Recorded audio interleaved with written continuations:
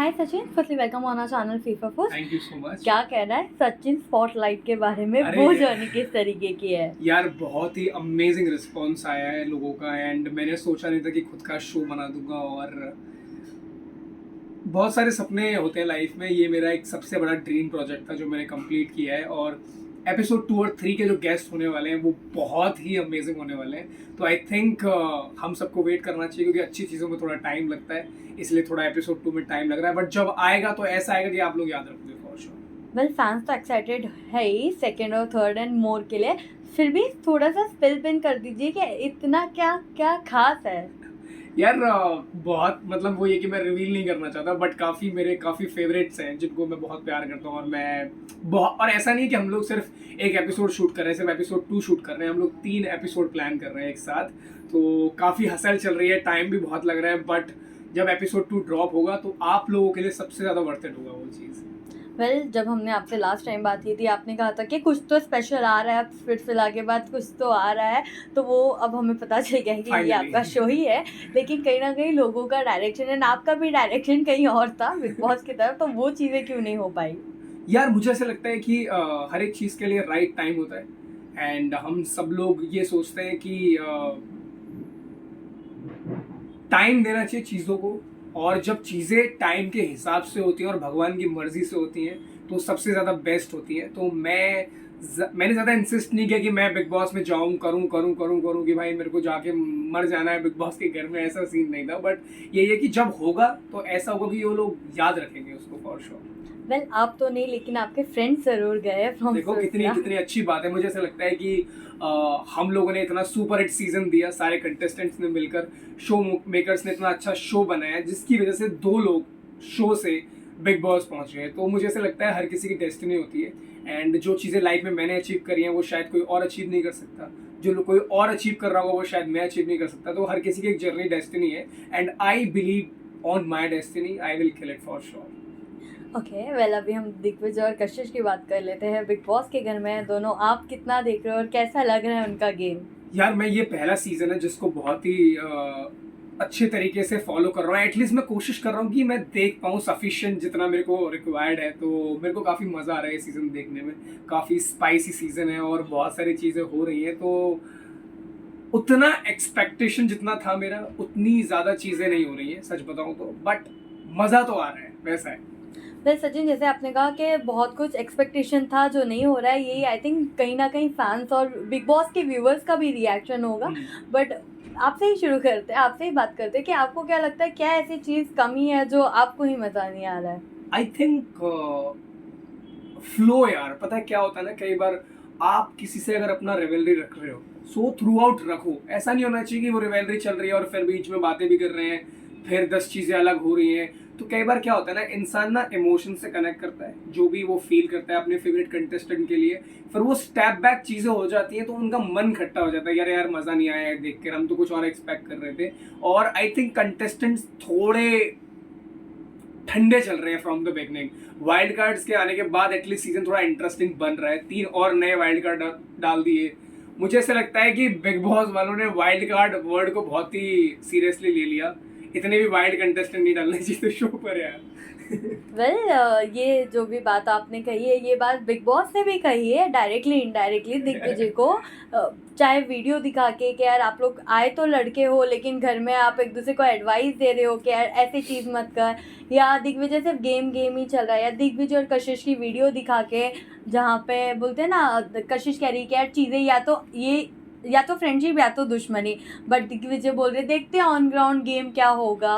देखो, अपना game plan किसी को बताना मूर्खता, मैं मानता हूँ उस चीज़ को। अपना गेम प्लान किसी को नहीं बताना चाहिए, सिर्फ खुद को पता रहना चाहिए कि आप क्या करने वाले हो शो में आगे जाकर। तो मुझे ऐसे लगता है कि जो भी चीज़ें चल रही हैं अभी, जो भी चीज़ें हो रही हैं, सब अपने आप में कहीं ना कहीं लॉस्ट हैं और सब ट्राई कर रहे हैं कि वो ज़्यादा से ज़्यादा स्क्रीन पे दिखें। बहुत सारे लोग मैं देखता हूँ कि ऐसा लगता है कि यार अननेसेसरली ट्राई कर रहे हैं स्क्रीन पे प्रेजेंस नाम ले बनाने के लिए। लीजिए। अभी छोड़ो यार, समझदार को इशारा काफी, बच्चों को गुब्बारा काफी। ओके, बट मैं आपसे जानना चाहूँगी, क्योंकि हमें पता है बिग बॉस एक ऐसा गेम है जिसमें सिर्फ गेम ही नहीं होता, इमोशन, रिलेशनशिप सब मिक्स होते हैं, चाहे ऑडियंस का प्यार हो, बिग बॉस का प्यार हो, सब मिक्स होता है। बट दिग्विजय के गेम में सिर्फ हमें गेम नज़र आ रहा है, तो ये कहीं ना कहीं उनके लिए एक बैकड्रॉप हो जा रहा है। मुझे लगता है कि गेम तो होना ही चाहिए, ऑब्वियसली तुम्हारा गेम फर्स्ट प्रायोरिटी होना ही चाहिए, आपको शो जीतना है, राइट है। रिलेशंस शायद आप शो के बाहर भी कंटिन्यू कर सकते हो। और मैं इसके साथ साथ एक और चीज समझता हूँ कि अगर आप गेम के साथ साथ अपना कोई भी एक रिश्ता जो आपको लगता है कि आपके लिए जेन्युइन है, बिकॉज हर कोई तो जेन्युइन हो नहीं सकता आपके लिए, सब गेम ही खेल रहे हैं, एंड ऑफ द डे जीतेगा एक ही, तो जिनके साथ निभानी है उनके साथ दिल से निभाओ, जिनके साथ दुश्मनी उनके साथ दुश्मनी रखो ना यार। मतलब लोगों को अच्छा लगता है वो चीज देखकर कि आप इतने रियल रह रहे हो। ऐसा नहीं होना चाहिए कि एक टाइम आपकी दोस्ती चल रही है और दूसरे साइड दुश्मनी। सो वो बड़ा ही ड्रॉबैक हो जाता है। वेल, कशिश के साथ जो अब उनका बॉन्ड है काफ़ी कॉम्प्लेक्स हो गया, और अब इस बोलते हैं ना मोड पे आ गए कि ऑडियंस भी ये नहीं बोलेंगी कि यार या तो आप आर पार कर लो या कुछ कर लो, अपने सुलह कर लो, क्योंकि they are also right. But कहीं ना कहीं रजत ने भाई की तरह एक्सेप्ट किया, लेकिन वो कह रहे कि यार भाई है लेकिन ट्रस्ट नहीं है। तो एक ये रिश्ता है जो audience want to see. What you want to say? मुझे ऐसा लगता है कि मैं वही बोल रहा हूँ कि मेरा बड़ा मन उदास हुआ जब मैंने वो चीजें देखी कि दोनों के बीच में डिस्प्यूट चल रहे हैं। जब I still remember that day जब दिग्विजय एंटर किया था तो रजत ने कैसे रिएक्ट किया था। डेफिनेटली मुझे लगता है कि वो दोनों के साइड से, पर दिग्विजय का पता है एक बेस्ट पार्ट क्या है कि वो जो चीजें अंदर ही अंदर फील कर रहा होता है ना किसी इंसान के लिए, वो ज्यादा एक्सप्रेसिव नहीं है उन सब चीजों को लेकर के। आपको वो ज्यादा सिंपैथाइज नहीं करेगा, बहुत ज्यादा एम्पैथी नहीं देगा, अरे भाई मैं तेरे साथ खड़ा हूँ ये सब। बट टाइम आने पर वो प्रूव करता है, जैसे उसने उसको नॉमिनेशन से बचाया, राइट है। तो मुझे ऐसा लगता है कि कई बार बातें कहीं नहीं जाती, एक्शंस बोलते हैं ज्यादा बातों से। वेल, अब क्या कहना है, क्योंकि जब दिग्विजय आया तो काफ़ी कुछ एक्सपेक्टेशन था कि अब ऐसा होगा ये होगा, लेकिन फिलहाल तो रजत जो है वो विवेन के साइड हो गए। एंड एक ये हो रहा है कि दो पार्टीज अब बन चुकी है, कहीं ना कहीं करण के साथ दिग्विजय हो गए, विवेन के साथ रजत हो गए। तो इस बारे में क्या कहना है, क्या जैसे लगता लगता है? है पार्टियां बदलने में समय नहीं लगता है। पहले हाँ। तो रजत और विपिन के झगड़े चल रहे थे, अब पार्टियां बन गई हैं, ठीक है, तो कोई बात नहीं, टाइम आएगा वापस झगड़ों पे आएंगे, फिर दूसरी पार्टियां बदलेंगी। शो है ना, गेम है, हाँ। तो पार्टियां तो बदलती रहेंगी, बट कौन सी पार्टी लास्ट तक टिकती है वो देखना चाहूंगा मैं। वो तो डेफिनेटली काफ़ी इंटरेस्टिंग होगा। बट फिलहाल आपसे अब जानना चाहूँगी, बिकॉज हमने देखा है विपिन जो है शुरुआत से अच्छा खेल रहे हैं, और फिर अब दिग्विजय ने भी अपना गेम स्ट्रॉन्ग कर लिया है। तो ये दिग्विजय वर्सेस विपिन, इस चीज़ को आप किस तरीके से देख रहे हो? मैं चाहता हूँ कि भाई वो अपना इंडिविजुअल गेम खेले, वो वही बेस्ट है। कोई ये जितने भी लोग हैं ना पूरे घर में, एक साइड तो मैंने देख लिया है कि सब लोग कहीं ना कहीं पे एक किसी ना किसी को यूज करने के लिए वो रिलेशन बना रहे हैं, ठीक है। मैंने शिल्पा मैम का गेम देखा है, काफी बहुत ही कॉम्प्लिकेटेड गेम लगता है मेरे को, वो समझ में नहीं आती क्योंकि क्लैरिटी नहीं उनके गेम में कि वो क्या करना चाह रही है, क्या रिश्ते बनाना चाह रही है, किसके साथ क्या करना चाह रही है। सो वो बहुत ही ज्यादा लॉस लगता है उनका गेम, क्योंकि क्या होता है ना, जब आप किसी पे डिपेंडेंट हो जाते हो ना तो आप लॉस दिखते हो, वो लोग हाईलाइट होते हैं। तो थोड़ा क्लैरिटी होना बहुत जरूरी है गेम में। तो आई थिंक शिल्पा मैम का गेम मेरे को थोड़ा कॉम्प्लिकेटेड सा लगता है ऐसे। वेल, चीज़ें क्लियर करने के लिए सलमान खान ने भी वीकेंड के बारे पे काफ़ी कुछ बातें करी है दिग्विजय से, चाहे उनके रिलेशनशिप की बात हो या गेम की बात हो।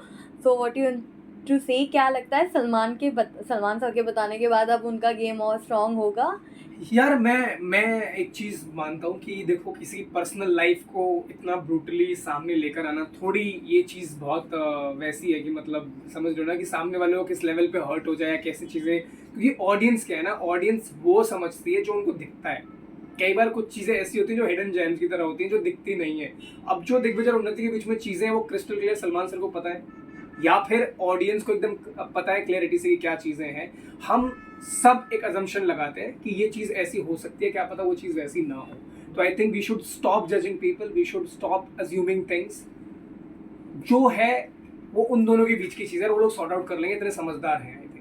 वेल, यू नो, अब एक चीज़ और सामने आई है, जहाँ जब हमने रजत वर्सेस दिग्विजय देखा, इनके जो भाईचारा अलग हुआ है, तब एल्विश का एक कमेंट आया है कि दिग्विजय दोगला है। इस बात पे सचिन आप कैसे रिएक्ट करोगे? यार मैं बोलूंगा कि अगर वो लोग उनको सपोर्ट कर रहे हैं, अगर वो लोग उनको सपोर्ट करें तो हम लोग भी उसके दिग्विजय को सपोर्ट करेंगे ना यार। आई स्टिल रिमेम्बर कि उन दोनों की चीजें है ना, तो तुम्हारा बोलने का कोई पर्सपेक्टिव नहीं बनता। अगर बनता है तो बोलो और टिके रहो, फिर थ्रू आउट हम भी खड़े हैं उसके साथ। अगर लोग उसको सपोर्ट कर रहे हैं रजत भाई को, मुझे ऐसे लगता है कि मैं जेन्युइनली ये चाहता हूँ कि वो दोनों साथ में मिलकर खेलें, क्योंकि मुझे लगता है कि उन दोनों की बॉन्डिंग काफ़ी स्ट्रांग हो सकती है from the game perspective. But अगर वो उनको सपोर्ट करे तो हम दिग्विजय को सपोर्ट कर रहे हैं, खत्म। ओके, वेल सचिन, लास्टली आपसे जानना चाहेंगे, पहला एपिसोड तो आपने कहा आउट हो गया है, काफ़ी अच्छे रिस्पॉन्सेज आए, Yes. और क्या कुछ आने वाला है, आप फैंस को क्या कुछ कहेंगे? यार मैं ये बोलूंगा कि मैं जब भी ब्रेक लेता हूँ लाइफ में और जब भी चीज़ें थोड़ी मैं समझता हूँ कि क्या करना चाहिए, ऑडियंस के लिए वो धमाका बन जाता है फिर। तो वेट करो, धमाका ड्रॉप होने वाला है। एपिसोड 2 पे मेहनत कर रहे हैं, एपिसोड 3 पे भी मेहनत कर रहे हैं। अपार्ट फ्रॉम दैट इतने क्रेजी डांस वीडियोस अभी आने वाले हैं, क्योंकि मैं थोड़ा बैक टू रूटीन हो गया हूँ। दिवाली फैमिली के साथ एंजॉय कर लिया, बहुत मजे कर लिए, बहुत सारी चीज़ें हो गई, but now it's time to hustle back और एक सीरीज पे काम कर रहा हूँ गाइस। वेट करो, बहुत जल्दी आएगी आप लोगों के सामने। Thank you.